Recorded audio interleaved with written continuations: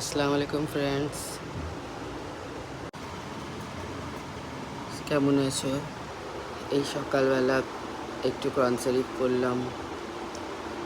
প্রত্যেকেই সাকসেস পাওয়ার জন্যে ডেইলি যদি এক পাতা দু পাতা করে পড়তে পারো কোরআন, যদি না পারো সপ্তাহে একদিন বার করে নিশ্চয়ই পড়বে, তবেই তোমার সাকসেস হবে, সাকসেস পাবে তুমি লাইফে। শুধু দুনিয়ার কাজ করলে সাকসেস পাওয়া যায় না, আল্লাহর কাজ সাথে নিয়ে চলতে হয়, তবে সাকসেস পাওয়া যায় লাইফে। আমি ছোটোবেলা থেকেই একটা কাজ করেছি, কিছু না হয় বা কিছু হয় আল্লাহ পাককে মনে করেছি আর ফকিরকে পয়সা দিয়েছি।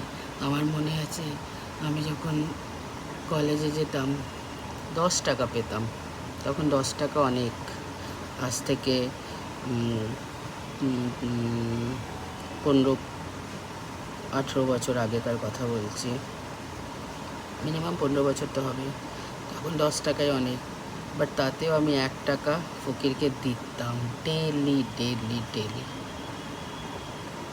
তবেই আল্লাহ উপরে চড়ায়, তা নাহলে না। দিতে হবে, শুধু নিলে হবে না। আর আমরা এই নতুন ঘরে এসেছি, বাট এখানে সেই রকম রেডিমেড ফ্ল্যাট তৈরি করা ছিল, ওটাকে আমরা কিনেছি ভালো ছিল বলে। বাট এখানে সেই রকম মানে নামাজ পড়ার জায়গা সুটেবল হয়নি, তাই বানাতে পারিনি। এটা স্টাডি রুম, বাচ্চাদের এখানেই পড়ি আমি, কারণ মসজিদ সব জায়গা বানানো যায় না। যখন কাবা শরীফ তৈরি হয়েছিল তখন যে মাটি অল্প মাটি বেঁচে গেছিলো, তখন ফেরেশতারা আল্লাহ পাককে জিজ্ঞেস করেছিলেন এই মাটিটা কি করি। কাবা শরীফ তৈরি করার পরের মাটিটা বলছি আমি, পরের কথা বলছি আমি। ওই মাটিটা আল্লাহ পাক বলেছিলেন হাওয়ায় ছড়িয়ে দাও। ওই মাটিটা যেখানে যেখানে পড়েছে পৃথিবীর মধ্যে, সে জায়গায় মসজিদটা তৈরি হয়েছে।